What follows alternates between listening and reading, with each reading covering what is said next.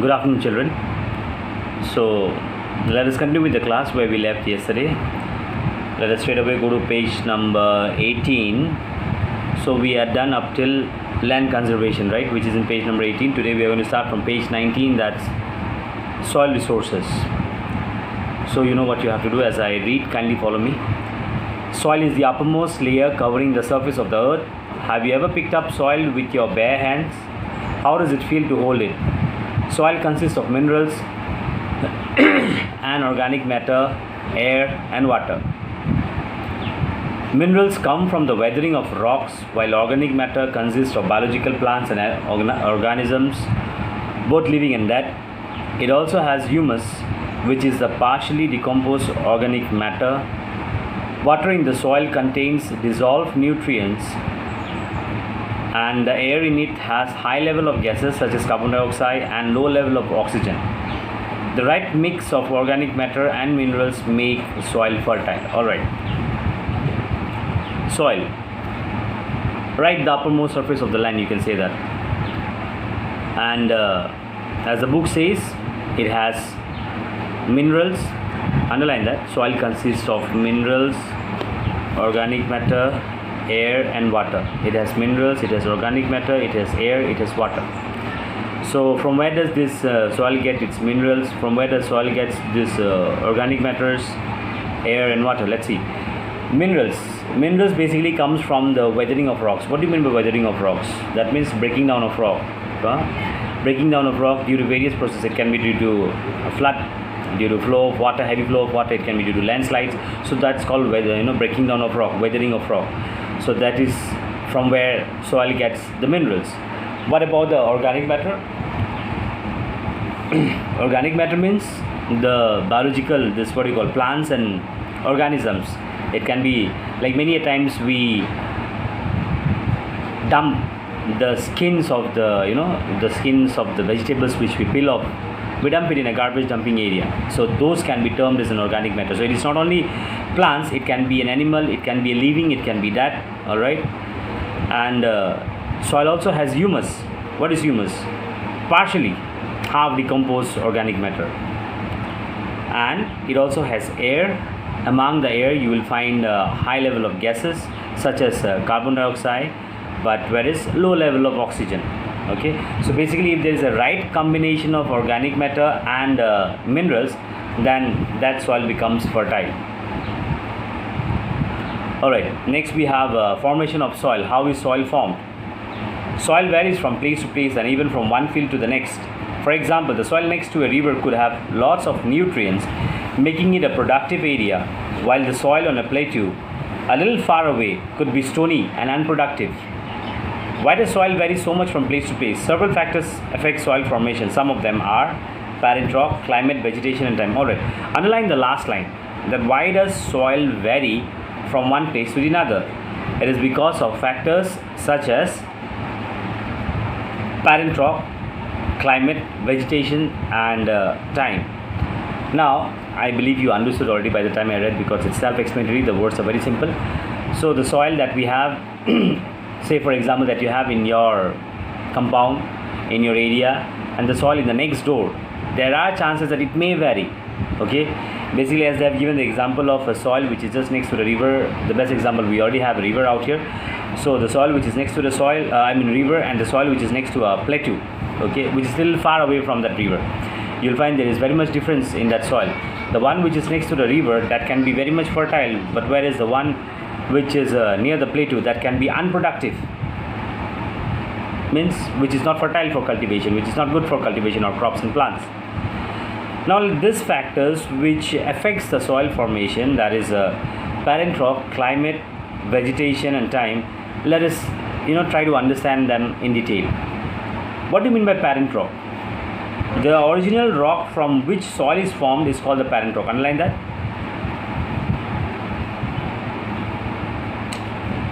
This determines the type of minerals that they have, the texture, the color, the chemical properties and permeability.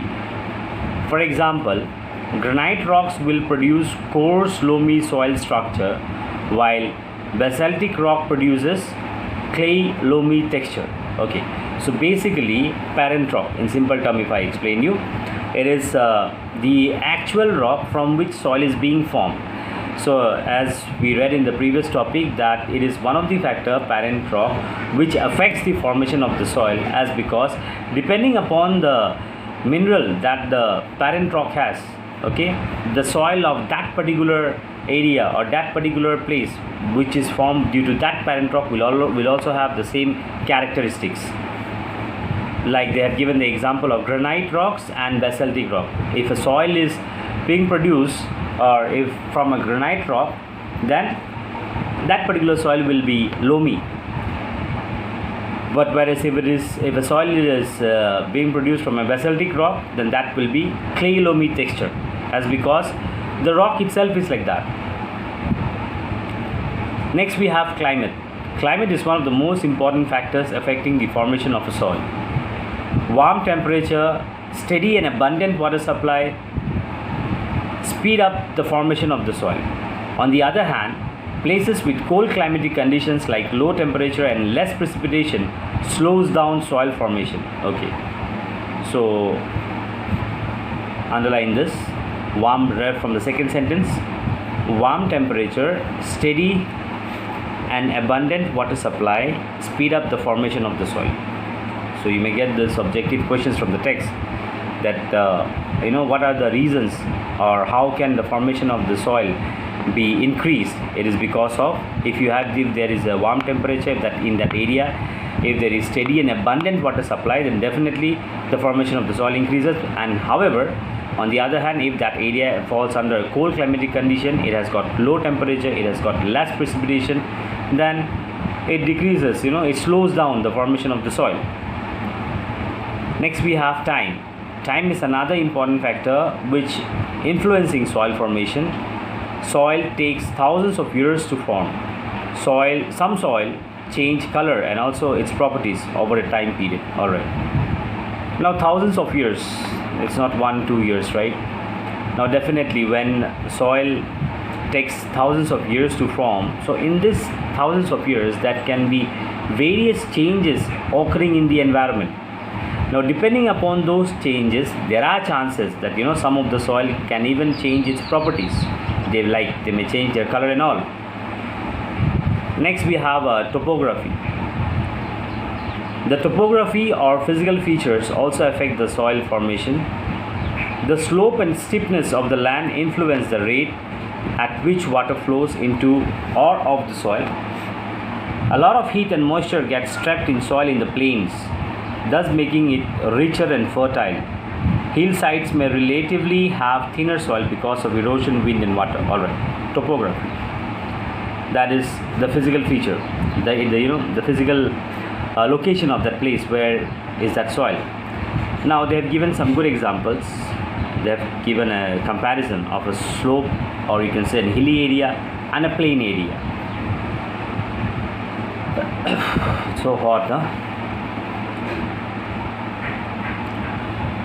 Alright, so where am I? Yeah. So basically in a hilly area, like for example, say this is a mountain, so this is called slope, okay? The slope area, in a hilly area, what happens? The soil gets influenced by the speed of the flowing water, okay? Now definitely in a hilly area, in a slope area, if you drop one drop of water out here, you see it will come at a speed. But whereas if it's a plain area and if you drop the water here, the speed of the water will be not as much as compared to the speed of the water in a flowing area, in a hilly area. So that's one of the reason which influences the soil. Next, in plain areas what happens? A lot of heat and moisture gets trapped in the soil, as a result which makes the soil much more fertile as compared to these slope areas. Because another thing, slope area or hilly areas, whatever you say, the hillside soil, they are thinner as compared to the soil which is in a plain area, because in a hillside erosion takes place rapidly as compared to a plain area. It can be due to the flow of water, it can be due to the blowing of wind. Next we have profile of the soil.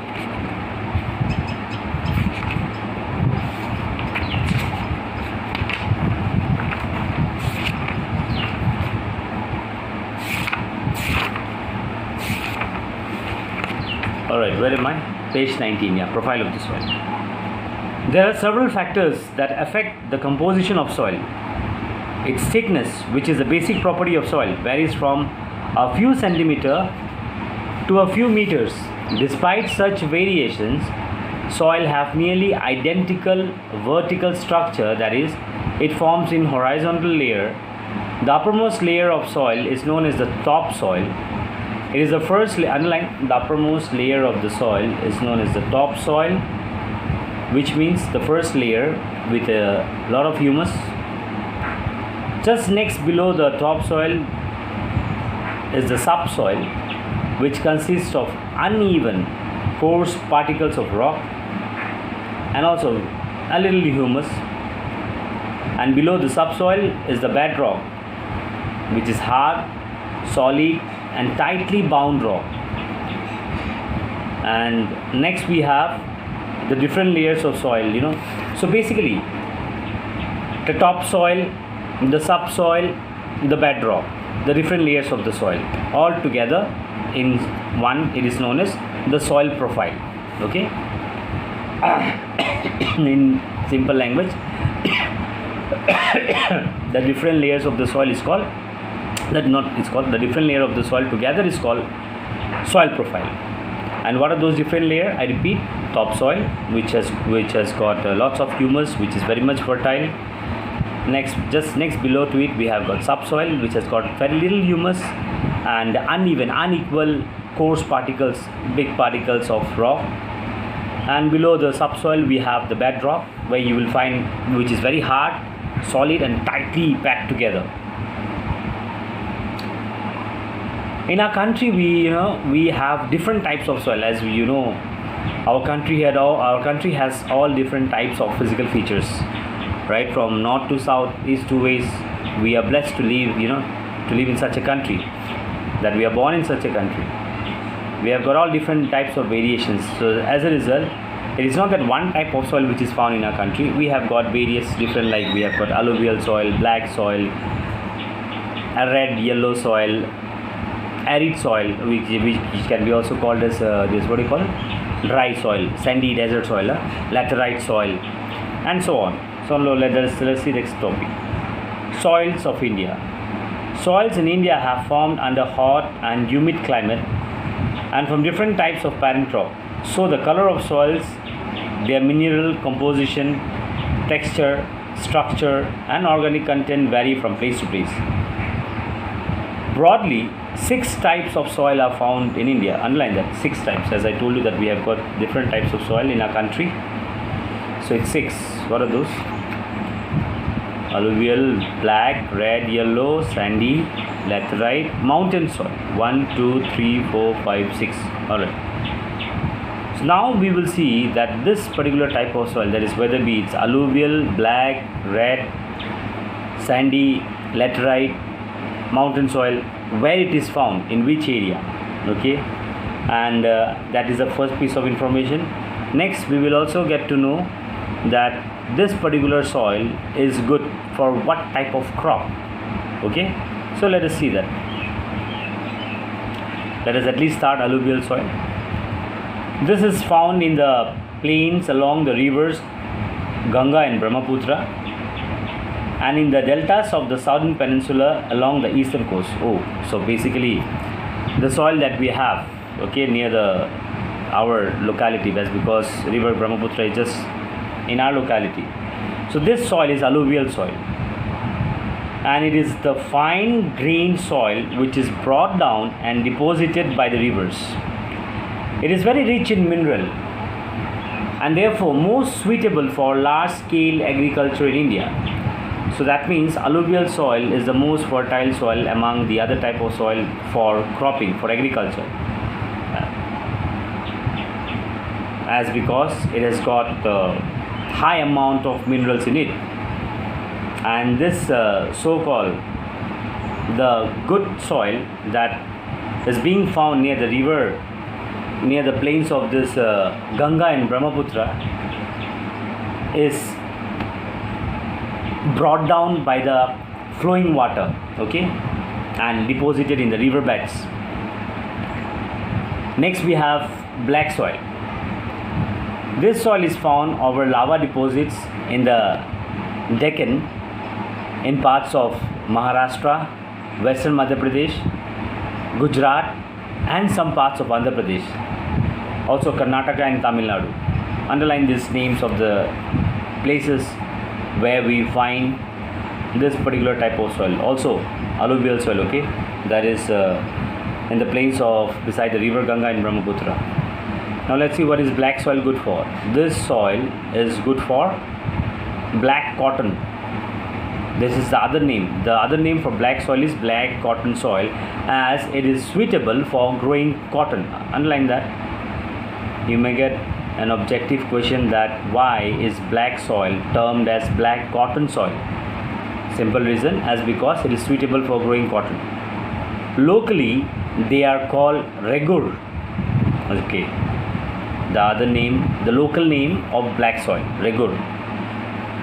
These soils can retain water and are rich in organic content. I have explained just now organic content. It can be living plants, animals, or even dead plants and animals, right? Next we have red or yellow soil. 1, 2, 3, 4.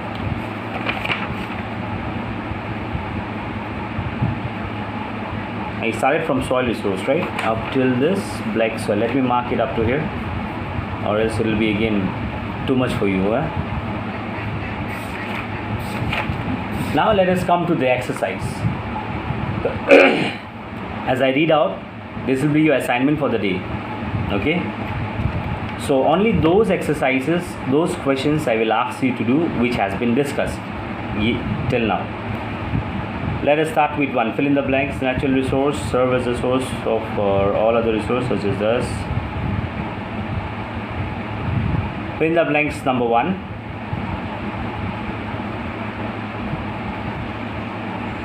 Number 2.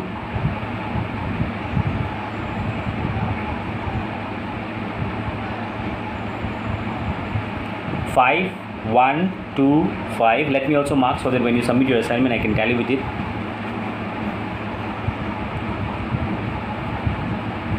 6,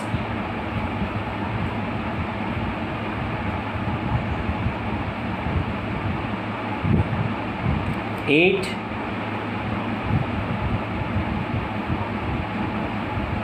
Alright, from fill in the blanks, it's 1, 2, 5, 6, 8. Okay, only this much.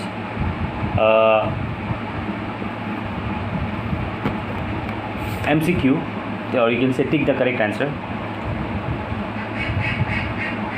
Number 1.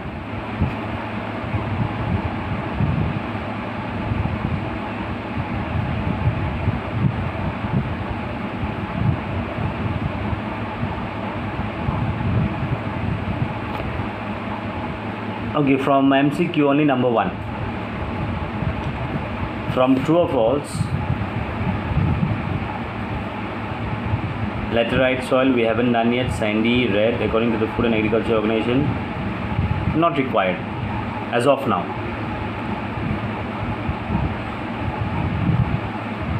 Okay, question number D.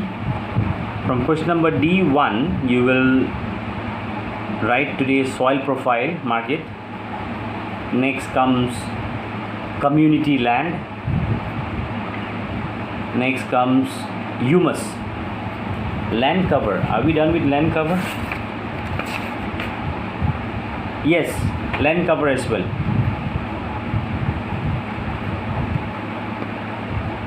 Question number D2, D3, D4, D5,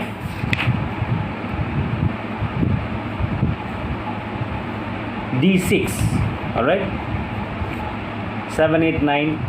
Not for today. After we complete this particular topics.